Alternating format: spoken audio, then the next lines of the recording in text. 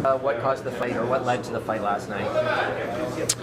I don't know, to be honest. I went to a hit, reverse hit. Little, I think we were both tired and we just went at it. I had to get a whistle some way. I was on the ice for a long time there, and it was an easy way to get a whistle. So that's it. How would you describe how tired you are at the end of that? Yeah, no, obviously after a long shift in our zone like that, fighting is never easy. I gave a couple punches and I just had to to wait it out of it. Well, good for him. I'm on the bigger side, and he didn't back down, so good. Can you just take us inside your mind, like as the shift is going on, like the body is tired. Like, what are you thinking? Well, that's the problem. You don't think that much, right? Like when you have no more blood in your brain, it's just all foggy, right? So you're just trying to get the puck out, get a change for everybody. So that was just my thought process, getting out of the ice, and I ended up fighting. So, does it take long to recover from that, like to get your breath back, get feeling like you're ready to go again? I mean, you're sitting for 5 minutes in the box, so you get plenty of rest. So I don't know. It's not really hard. You just can't sleep after though. Oh yeah? After a fight, like? Yeah, usually like the adrenaline is always a little bit higher, so it's always harder to sleep. So how much sleep would you get on a night like last night, if any? Not a lot. But I guess you're used to that with a little one at home. Yeah. No, but that's good now. That's good now. I get some more sleep. They're back home in Montreal, so I get to sleep in. I'm sure that my girlfriend is excited for me to come back from the break and help out a bit. What's it like playing with Myers? And what says it about how he shoots the puck, Phil? Yeah, but he's not scared to shoot the puck, and he shoots the puck pretty hard. Even in practice, he always shoots it really hard. I think it was his first goal since 2022, right? No, I think he was pretty happy about that one. So good for him. Hopefully he can score other goals when I give him the puck, for sure. We haven't seen William and Mitch play together on the same line a lot. Like, as a defenseman, like, how do you think that might be a dangerous combination to defend for other teams? I mean, they're both really dangerous. Like as a D-man, they're two threats, right? So like if you're like focusing on one guy, but the other guy's gonna do something else. So like it's really hard. So I was happy with the result that they showed yesterday. Hopefully they can keep it going. It was good. What was it like to see Stolarz back in there and looking the way he did last night? Yeah, no, great on Stolarz. It was out a bit, and the way he came like that, ready to just shut it down for us. It's great. He's a great goalie. He moves the puck well, and he's just so reliable between the pipes there. Like I said, I played with Stolarz for a couple of years in the minors and then in Anaheim, so I know his game. He's a great goalie. John, you played with William, you played with Mitch. What's it like when you're together on the same line? Yeah, obviously a lot of talent, a lot of skill, elite players. So you still have to have the execution of the details of just finding open ice, winning body position, winning battles, races. Obviously details defensively, but obviously guys that can make plays and score goals. So for me, just play my game, not really try to do a whole lot different, but fun guys to play with. Really enjoyed it over my time here as a Leaf. So try to keep it going before the break here tomorrow. What's the next step for you guys together on the line? That was the first game. You mentioned execution. Like, what do you want to do better as a line tomorrow? Well, ideally, you have the puck a lot and you're playing in the offensive zone. So usually that means you're doing a really good job without it. Getting pucks back, and then obviously I think attacking the net, making plays, extending sequences, just being difficult to play against. So, I think as a group we got off to a good start yesterday in the game, and then our game, maybe wasn't as crisp or as dynamic as we could have been, but just not getting away from what brings success and the details in our structure and whatnot. So we know that they play a very good, strong game defensively. We felt that a few weeks ago at home in Toronto, so understanding that as well, and just the level of competitiveness that we need. So, but like I said, two elite players, so always enjoy playing with those guys. Is it different trying to find chemistry as a unit of three when you've all individually play together at different times? Is it different in that way? Well, I think certainly I think all three of us, but probably more so over the last few years, those two guys very puck dominant. Obviously so good with it, makes so many plays, obviously different types of players.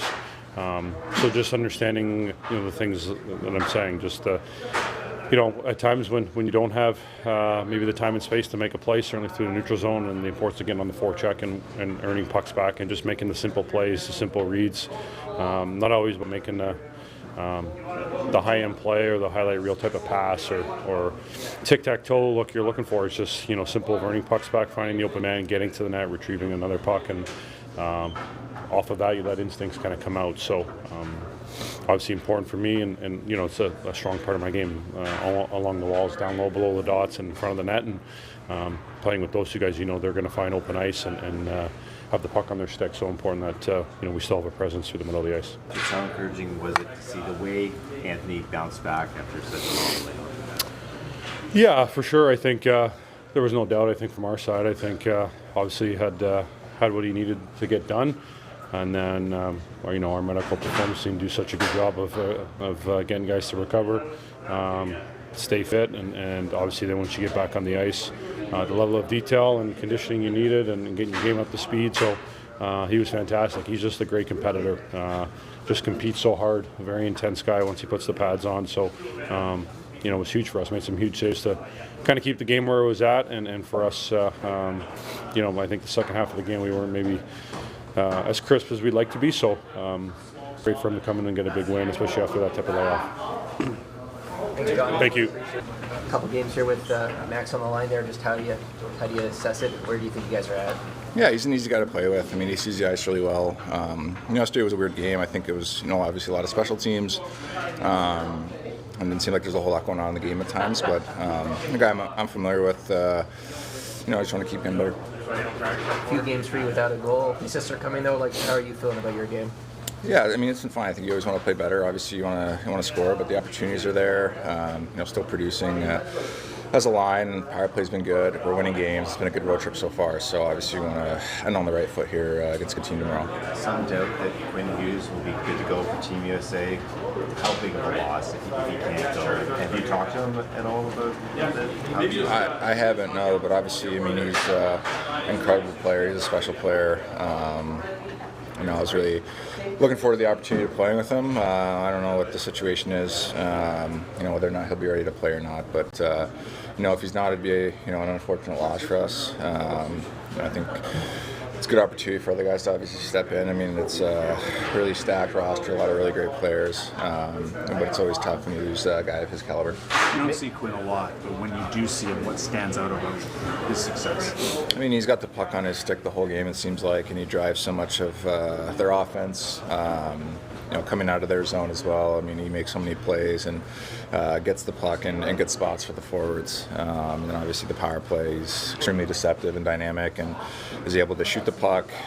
He's very deceptive in making plays and making passes that a lot of guys can do. It sets a tempo too, I guess, right? Yeah. We haven't seen Mitch and William play on the same line together a lot. What, I guess, stands out about the potential that they might have together? Yeah, I mean, they're obviously both extremely gifted with the puck and good vision. They both can score. I don't think, maybe they haven't had a lot of time together in the past, but I don't think, you got to think the chemistry's there. I mean, just with the amount of time on the power play and the amount of time that we've been around each other. So, I think two guys that can obviously make plays, Johnny as well, and yeah.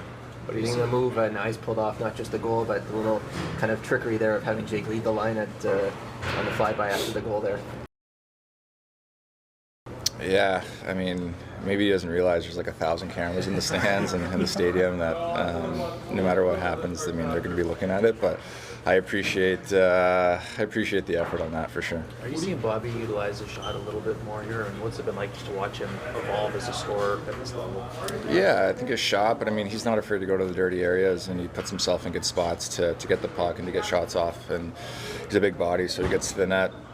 Good hands and tight. So, I mean, it's been great to see. I mean, all these guys and Izzy just continue to take steps in their game and continue to get better, and it's great to see. Looks like you acquired something in the warm-up yesterday. So Phil's going to be happy when you get home, whenever that. Yeah, whenever that is. Who knows? It was a nice little gift for him. I think that's his second one this trip, so I got to bring him back something after being away for so long. Thanks, Auston. Thank you. Quick session today. What were you looking to accomplish? Well, just play yesterday, fly in, just get out, a little movement before the game tomorrow. It's a 4 o'clock game, so just get on the ice, touch the ice a little bit, puck movement, get the guys up and get them moving a little bit. That's it. How much do you look at the video of when Vancouver visited Toronto in that game? Yeah, that was a while ago, but we do take stuff from there and look a little bit. It was a low event game, that's for sure. Wasn't not a lot going on in that game.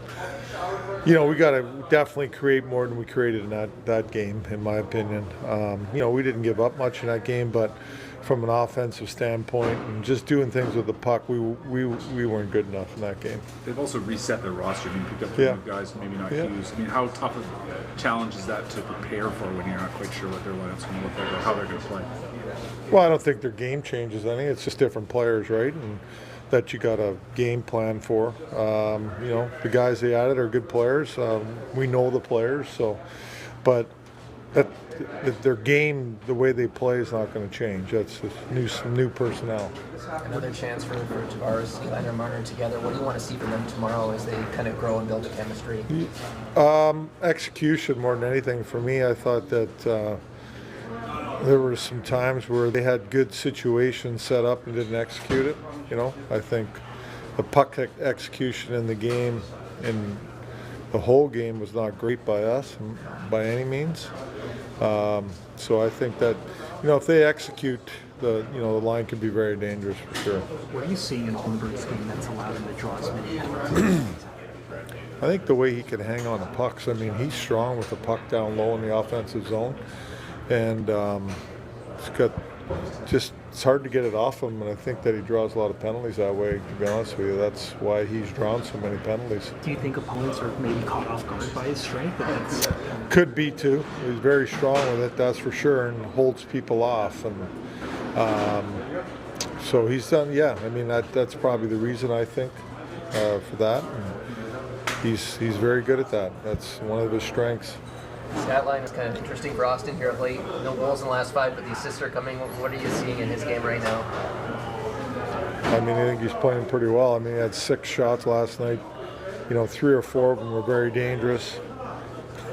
They'll go in. He's just got to keep getting the looks, right? And obviously he's making plays too. For me, I think his game's been good. He's playing a well-rounded game, both ends of the ice, killing penalties, So, listen, he's got to just keep getting the opportunities. Do you underestimate him as a playmaker? Obviously we fixate on the goals. What stands out as a way to his No, I think he sees the ice very well and moves the puck very well, personally. So he's got a very good skill set. It's not just scoring goals. His defensive plays, his stick details on the defensive side of things are excellent.